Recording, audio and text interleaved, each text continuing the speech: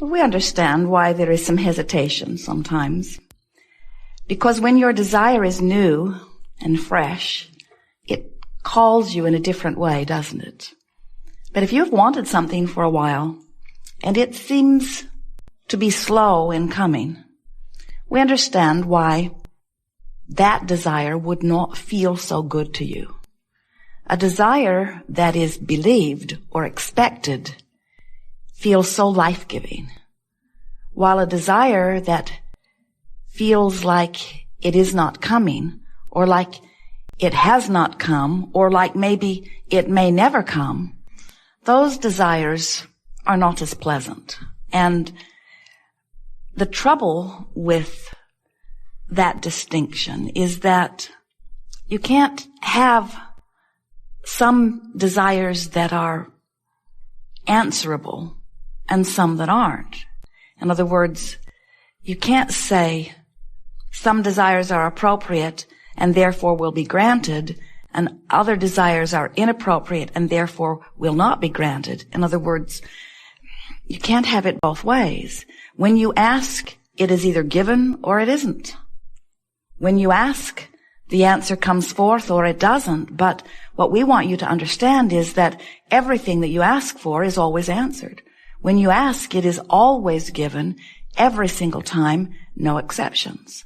So, if you have desires that feel as if they are unanswered, it is not because they're not being answered. It is because there is something happening in your vibration that isn't letting them in. And that feeling of freshness or exhilaration that is present with some desires, and that feeling of discouragement or disappointment or worry or even fear that is present with other desires, those emotions that you feel are the telling distinction that you want to be focused about. In other words, every desire is answered, but if it feels fresh and exhilarating to you, you're letting it be answered sooner. If it feels like discouragement, or if it feels like fear, or if it feels like frustration even, then there is something going on in your thinking process that is hindering your reception of what you're asking for. We like to help you to feel the power that you hold in the receiving or the not receiving of your own wishes or desires. Sometimes at first, when our physical friends begin to focus upon the idea of creating their own reality, sometimes you balk at the idea, especially at first, because you're not sure that you are worthy of choosing. Sometimes you balk at the idea of being the creator of your own reality because you are not sure that you are wise enough or worthy enough. And we want, as we're moving forward here today, for you to get that one handled in your own vibration. We want you to leave this gathering no longer questioning the appropriateness of you creating your own reality. Instead, we want you to leave here knowing that not only do you create your own reality, or can you create your own reality, but no one else does. Nobody else is choosing for you. You are choosing. We want you to go with the flow. You've heard the expression, go with the flow. And we want you to realize that in the ultimate sense, what going with the flow means is going with the flow of the ideas that this time-space reality has helped to give birth to within you. In other words, if this environment has inspired the idea within you, it is our promise to you that this environment can fulfill that desire completely. You could not want it if you could not have it or be it or do it. It's not possible. The idea that you have dreamed it means that it can be yours. In fact, we would like to say to you, it means that it must be yours. But you've got to get in sync with your own desire, which means you got to go with the flow of your desire, not against the flow of your desire. How do you know when you're in the flow of a desire? It feels wonderful. It feels like passion. It feels like enthusiasm. It feels like the next logical step. It feels like well-being. How do you know when you're not going with the flow? It feels like frustration. It feels like irritation. It feels like aggravation. It feels like fear. It feels like anger. It feels like suffocation. In other words, when you're not going with the flow of what? the flow of well-being. How do we know it's the flow of well-being? It's the only flow there is.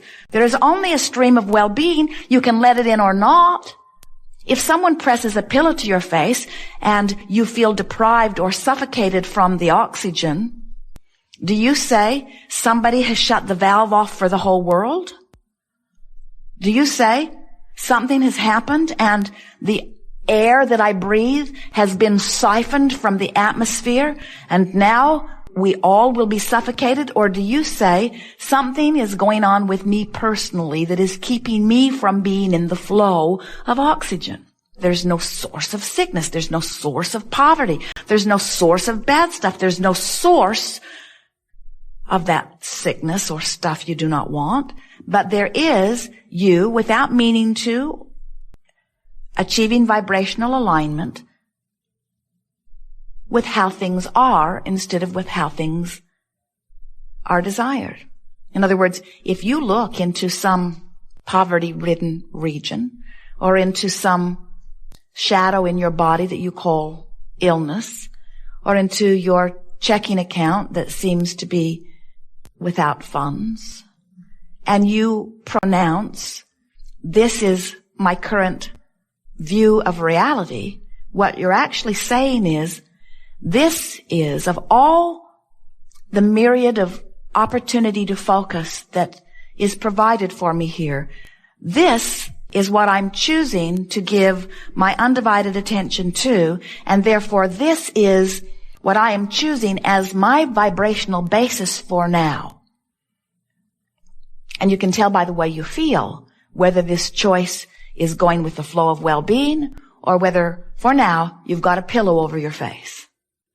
So, we want, in the hours that are before us, to help you to realize that you are the creator of your own experience, which means you are the author of your vibration, which means you can control with much less awareness than you have perhaps formerly thought what your vibrational output is on every subject, which means you can control the manifestational input on every subject. In other words, you can control who you rendezvous with in traffic, who you rendezvous with in restaurants, who you rendezvous with in telephone calls. You can control the functioning of your body, the longevity of your body, the flexibility of your body, the clarity of your body. You can control the financial influx into your experience. You can control the people who will come to assist you. In other words, you, only you, are the creator of your own reality. And so we would like to help you to acknowledge, at least as a first step here today, that you want to be the creator of your own reality. Because until you acknowledge, yes, I want to do it, then everything that we will say here today will be sort of irrelevant to you. If you don't want to be the creator of your own reality, then we can't really help you here, but we encourage you to stay anyway because you are the creator of your own reality. So whether you know it or not, whether you want it to be that way or not, that is the way that it is. And it is ever so helpful to start relaxing and trusting yourself a little more and saying things such as, well, I am the creator of my own reality, and while I'm not very good yet at being the creator of my own reality, I like the idea at least that I'm the creator of my own reality, and I'm going to start paying attention to the way I feel so that I can start being more the deliberate creator of my own reality.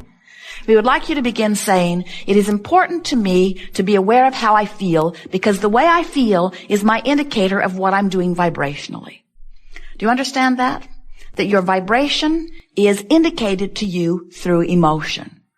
Everything around all of us, whether you are physically focused as you are or whether you are non-physically focused as we are, and really there's very little difference between the two, you are full of those like us.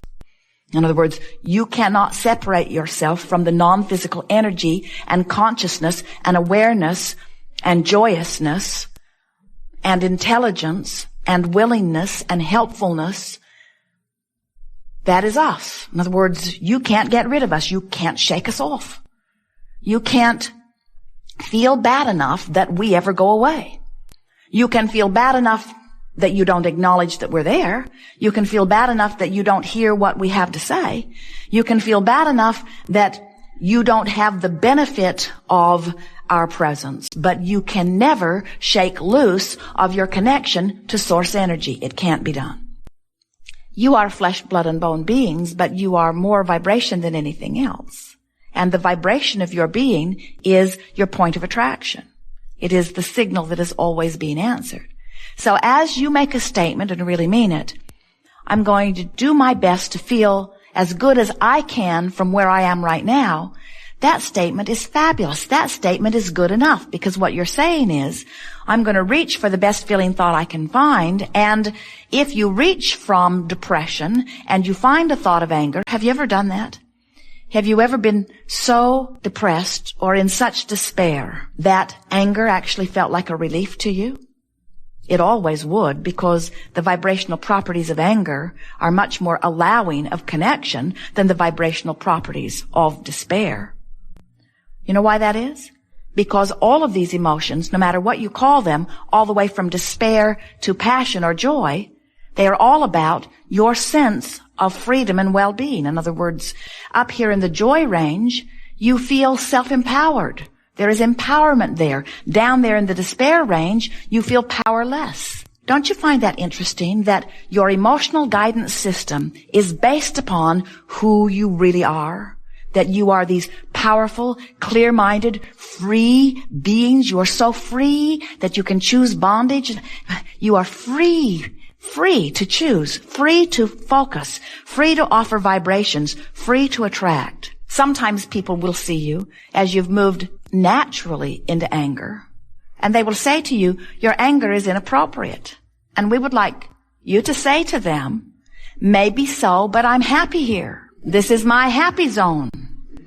I cannot reach the bliss that you have reached right now. This is as good as it gets for me, and it feels so much better than where I've been that I'm going to stay here for a while. So if it's unpleasant to you, I suggest you stay clear of me for a while. Do not worry, say to them, I don't plan on staying here very long, because I have this new mantra that says I'm going to continue to reach for the best feeling thought I can find, the best feeling thought I can find, the best feeling thought I can find. So I don't anticipate that I'm going to stay here forever, but for now this is the best feeling thought I can find. I'm working on something in the area of frustration and overwhelmment, but right now this is the best feeling thought I can find. And here is the important thing about this. If you have reached for the angry thought deliberately and have found it, and you can consciously acknowledge that it feels better than where you have been, now you have regained your power, which was what the whole negative emotion thing was about to begin with. That's why once you make that first step into something where you have consciously acknowledged that you're back in control, you can move quickly up the emotional scale. But until you acknowledge that you've done it on purpose and that you have affected the change, then you feel powerless. Then it feels like karma did it to you. Then it feels like your powerful mother did it to you. Then it feels like the government did it to you, or the economy did it to you, or a past life did it to you. You are very creative in all of the ways you explain why things aren't going better. But you never feel good until you acknowledge that you have creative control. The key to this moving up the emotional scale, in fact, it's such a wonderful exercise that we call it moving up the emotional scale. The key to it is reaching for the feeling of relief. There is allowing and there is resisting. And in leaving resistance behind, you find allowing. But the physical, visceral sensation of leaving resistance behind is a feeling of relief. So every time you feel just a little bit better, you have left behind a little bit of resistance. And every time you leave just a little bit of resistance behind, you are allowing more of the things that you've been asking for. So all of those things that have been held in vibrational escrow for you, we're not kidding you. Every time you've been in a situation where contrast has caused you to offer a preference, even if you didn't know you were offering the preference, you didn't speak about it, or you didn't write it down, you didn't say, I have a goal. Every time contrast produced preference within you, it preceded you vibrationally. And non-physical energy, non-physical beings like Abraham, like your inner beings, non-physical beings focused upon the rocket that you launched and are imagining it coming to fruition for you. So there is a pre-paving energy vortex that extends out before you, and it is full of all of the things that you want.